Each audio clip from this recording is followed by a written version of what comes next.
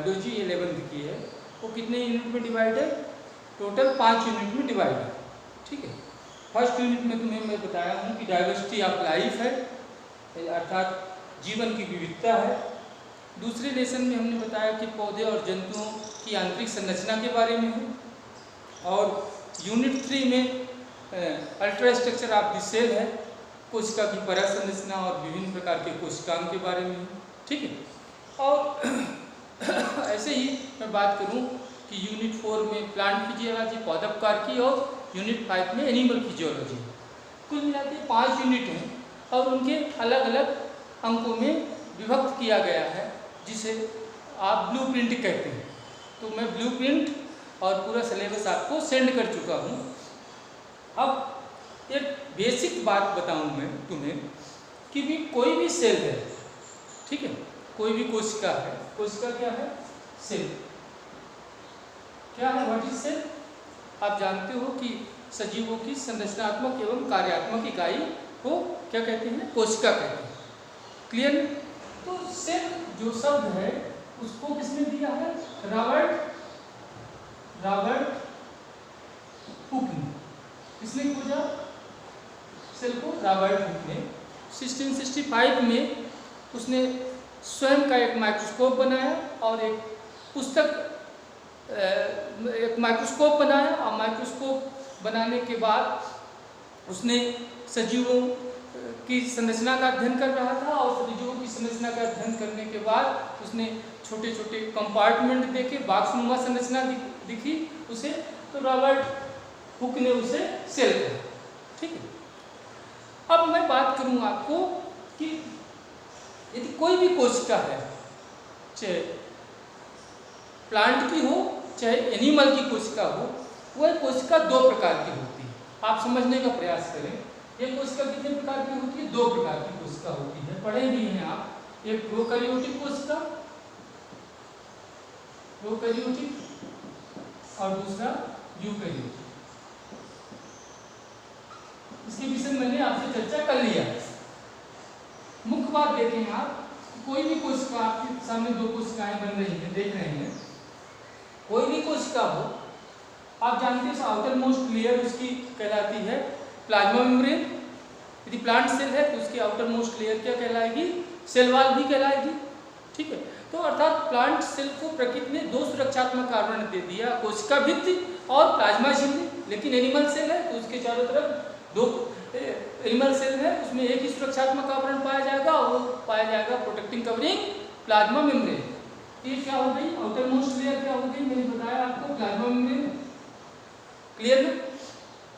फिर मैं आपको बताऊं कि बीच में आपने देखा था कि क्या एक महत्वपूर्ण संरचना होती है जिसे न्यूक्लियस या केंद्रक कहते हैं। बीच में एक महत्वपूर्ण संरचना हुई, ठीक है, जिसे केंद्रक कहते हैं। केंद्रक से अनुमान बिल्कुल नहीं लगाना आपको कि केंद्र में होता है। मोस्टली सभी कोशिकाओं में केंद्र में होता है, लेकिन हो सकता है कि परिधि में भी ये संरचना पाई जाए। याद रखेंगे कि न्यूक्लियस या केंद्रक की जो खोज है वो रॉबर्ट ब्राउन ने किया। किसने किया? रॉबर्ट ब्राउन ने। रॉबर्ट हुक ने किसको खोजा था? सेल को। अब देखिए महत्वपूर्ण बात कि आपको क्या दिखाई दे रहा है कि ध्यान से समझें, ये न्यूक्लियस था, न्यूक्लियस के चारों तरफ एक झिल्ली पाई जाती है जिसे न्यूक्लियर मेम्ब्रेन कहते हैं, केंद्र की झिल्ली। ठीक, क्या हो गई? Nuclear membrane. ठीक है, साइड में लिख दिया, न्यूक्लियर मेम्ब्रेन या केंद्र की झिल्ली। क्लियर है? अब आप यहां देखें कि इसके चारों तरफ न्यूक्लियर मेम्ब्रेन नहीं है। केंद्रक के चारों तरफ क्या पाई जाती है? केंद्र की झिल्ली या न्यूक्लियर मेम्ब्रेन। इसमें न्यूक्लियर मेम्ब्रेन नहीं है और इसमें न्यूक्लियर मेम्ब्रेन है। क्लियर है? तो जिस कोशिका में न्यूक्लियर मेम्ब्रेन नहीं पाई जाती उसे कहते हैं प्रोकैरियोटिक सेल। प्रो का अर्थ होता है, प्रो का अर्थ होता है प्रिमिटिव, और कैरियन का अर्थ होता है, लैटिन भाषा में न्यूक्लियस को कैरियन कहते हैं, न्यूक्लियस। अर्थात जिसमें केंद्रक कैसा हो? अल्प विकसित या प्रिमिटिव। ठीक है, तो प्रिमिटिव केंद्रक या अल्प विकसित केंद्रक क्या होगा? जिसके केंद्र के चारों तरफ केंद्र की झिल्ली नहीं पाई जाएगी। ठीक है, अब यहां देखें आप केंद्रक के अंदर आप जानते हैं महत्वपूर्ण संरचना पाई जाती है जिसे क्रोमोसोम कहते हैं, गुणसूत्र कहते हैं। ठीक है, केंद्रक के अंदर जो द्रव भरा होगा उसे कहते हैं न्यूक्लियोप्लास्ट या केंद्रकीय द्रव। क्लियर? केंद्रक के अंदर जो द्रव भरा रहता है उसे क्या कहते हैं? न्यूक्लियोप्लास्ट। तो आप देखें, ये हो गई न्यूक्लियर मेम्ब्रेन, देख रहे हैं आप, क्या हो गई? Nuclear membrane. और ये हो गई प्लाज्मा मेम्ब्रेन। इसके बीच में जो द्रव भरा होगा उसे कहेंगे साइटोप्लाज्म। क्या कहेंगे? साइटोप्लाज्म। और साइटोप्लाज्म की खोज किया है कोलिकर ने। किसने? कोलिकर, याद रखेंगे। किसी किसके बीच का द्रव कहलाएगा बताएं आप मुझे? न्यूक्लियर मेम्ब्रेन और प्लाज्मा मेम्ब्रेन के बीच के द्रव को कहेंगे साइटोप्लाज्म। इतनी बात क्लियर हुई ना? अब आप देखें इसके अंदर कौन सा द्रव भरा है? न्यूक्लियोप्लाज्म। किसके अंदर? केंद्रक के अंदर। आप देख रहे हैं कि केंद्रक की झिल्लियों के बीच में एक खाली स्थान आपको दिखाई दे रहा है, एक खाली स्थान जिसे कहते हैं न्यूक्लियर पोर। क्या कहते हैं? Nuclear pore. अर्थात केंद्रीय झिल्ली में जो छिद्र होते हैं उसे कहते हैं न्यूक्लियर पोर। तो न्यूक्लियर पोर के द्वारा क्या हो रहा है आपको? आप देख रहे हैं कि इसका द्रव, किसका द्रव बोले आप? न्यूक्लियोप्लाज्म और साइटोप्लाज्म के बीच संबंध स्थापित रहता है। ठीक है, अब आपके पास दो प्लाज्म हो गए, दो द्रव हो गए, न्यूक्लियोप्लाज्म और साइटोप्लाज्म। तो यहाँ पर मैं लिख रहा हूँ nucleoplasm plus cytoplasm equal to protoplasm. Protoplasm, protoplasm को हिंदी में कहते हैं जीव द्रव, साइटोप्लाज्म को कहते हैं कोशिका द्रव, न्यूक्लियोप्लाज्म को कहते हैं केंद्रकीय। तो न्यूक्लियोप्लाज्म और साइटोप्लाज्म अर्थात केंद्रकीय द्रव और कोशिका द्रव को मिला देना तो बन जाएगा प्रोटोप्लाज्म या जीव द्रव। प्रोटोप्लाज्म शब्द दिया है पर्किंजे ने। किसने? पर्किंजे ने। क्लियर हो गई बात में कि यूकेरियोटिक कोशिका में न्यूक्लियोप्लाज्म और साइटोप्लाज्म पृथक होते हैं। किसके द्वारा? न्यूक्लियर मेम्ब्रेन के द्वारा। लेकिन इसमें न्यूक्लियर मेम्ब्रेन है ही नहीं। किसमें? प्रोकैरियोटिक सेल में। अल्पविकसित केंद्रक, अल्पविकसित केंद्रक मतलब केंद्रक की संपूर्ण संरचनाएं उसमें नहीं है। और केंद्रक की कौन सी संपूर्ण संरचना? एक संरचना जो नहीं है, केंद्र की झिल्ली। अब आप देखें कि इसमें जब केंद्र की झिल्ली नहीं है, न्यूक्लियर मेम्ब्रेन नहीं है, तो क्या आपको समझ में आ रहा है कि दो द्रवों का भिन्नन नहीं है। कौन कौन सा? केंद्र की द्रव और कोशिका द्रव का भिन्नन नहीं होगा।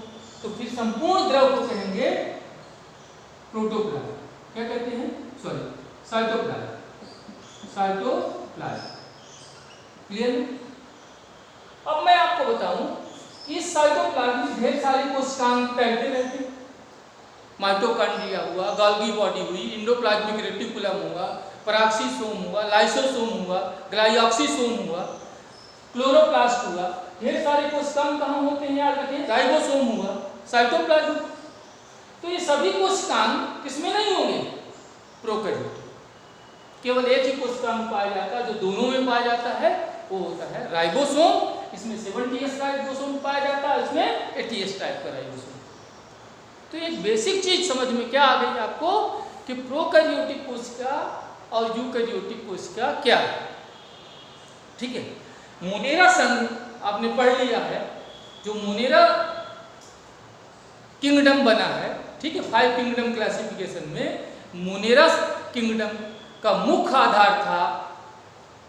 उसमें कैसे जीव रखे गए हैं? प्रोकैरियोटिक एक कोशिका। सामान्यतः प्रोकैरियोटिक कोशिका वाले जो जीव हैं वो सामान्यतः एक कोशिकी ही होते हैं। तो क्या क्या बेसिक अंतर समझ में आ गया कि इसमें माइटोकॉन्ड्रिया होगा, इसमें माइटोकॉन्ड्रिया नहीं होगा, इसमें क्लोरोप्लास्ट होगा, इसमें नहीं होगा, इसमें एंडोप्लाज्मिक रेटिकुलम होगा, इसमें नहीं होगा। अर्थात संपूर्ण कोशिकांग यूकैरियोटिक में तो पाए जाते हैं लेकिन प्रोकैरियोटिक में नहीं। एक कोशिकांग जो दोनों में पाया जाता है वो कौन कौन सा है? बोले आप मुझे। वह है कोशिकांग, ध्यान से समझे, राइबोसोम, जो दोनों में पाया जाता है। क्लियर? अब एक बात बताऊंगा आपको, बेसिक चीज समझ में आ गई आपको कि प्रोकैरियोटिक क्या है, यूकैरियोटिक क्या है। एक बात और समझें आप कि कोई भी कोशिका है, कोई भी कोशिका है, ध्यान से समझें, कोई भी कोशिका है उसमें विभाजन होता है।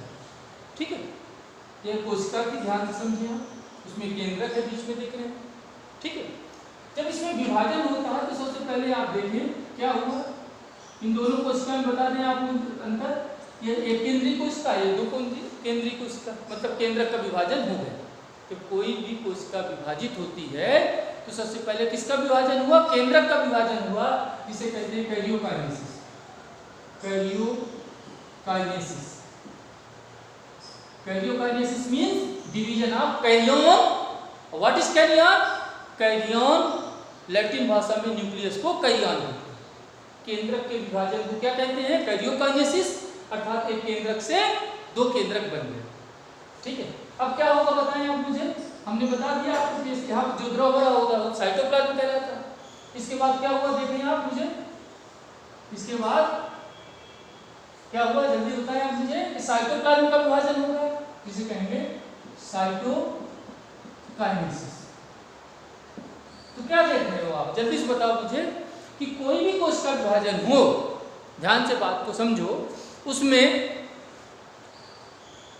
क्या होता है? सबसे पहले केंद्रक का विभाजन और फिर किसका होता है? साइटोप्लाज्म का विभाजन। केंद्रक के विभाजन को कैरियोकाइनेसिस और साइटोप्लाज्म के विभाजन को साइटोकाइनेसिस, अर्थात एक कोशिका से कितनी कोशिका बन गई? दो कोशिका, और एक कोशिका विभाजन कहलाता है समसूत्री या माइटोसिस। माइटोसिस क्लियर ना? तो माइटोसिस में क्या बात हुई आपको समझ में आई कि one cell divided into two daughter cell, clear ना? और दोनों डॉटर सेल में क्रोमोसोम नंबर इक्वल होंगे। जैसे मैं आपसे बात करूं कि यहाँ 2n=2 है गुणसूत्रों की संख्या, तो इसमें जो डॉटर सेल बनी उसमें भी गुणसूत्र क्या हो जाएंगे? 2n=2 and 2n=2। तो क्या क्लियर हुआ बताएं आप कि समसूत्री विभाजन क्या है? बताएं आप मुझे। समसूत्री मतलब गुणसूत्र समान है, किसमें किसमें? ये पैतृक कोशिका हो गई, पेरेंटल सेल, और ये डॉटर सेल हो गई। तो डॉटर सेल और पेरेंटल सेल में गुणसूत्रों की संख्या समान है। तो समसूत्री विभाजन की परिभाषा क्या बताएंगे आप? तो वह कोशिका विभाजन जिसमें एक पैतृक कोशिका एक पेरेंटल सेल से दो डॉटर सेल बनती हैं और बनी हुई डॉटर सेल में गुणसूत्रों की संख्या क्या हो जाती है? आधी हो जाती है, उसे कहते हैं माइटोसिस। और दूसरा देखें यहाँ, दूसरा कोशिका विभाजन, दूसरे कोशिका विभाजन में आप देखें केंद्रक का विभाजन हुआ। केंद्रक के विभाजन के बाद आप देखें कि दो कोशिकाएं बन गई, ठीक है, और बनी हुई दोनों कोशिकाओं को ऐसा भी कर सकते हो आप, ऐसा बना दो, दो डॉटर सेल बन गई। अभी इसमें फिर से विभाजन हुआ, पहले केंद्रक का विभाजन हुआ, इसमें भी ऐसा हुआ, ठीक है, और फिर इसके बाद इससे भी दो कोशिका बन गई, ऐसे भी दो कोशिकाएं बन गई।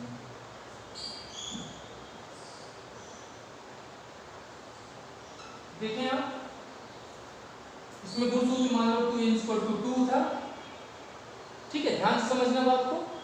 तो इसमें जो डॉटर सेल बनी कितनी बनी? 4 गुणसूत्र हो गए आधे, n=1, n=1, n=1, n=1। याद रखना, जो 2n संकेत है द्विगुणित कोशिका का संकेत है और n संकेत है अगुणित कोशिका। तो क्या हुआ जल्दी से बताएं मुझे।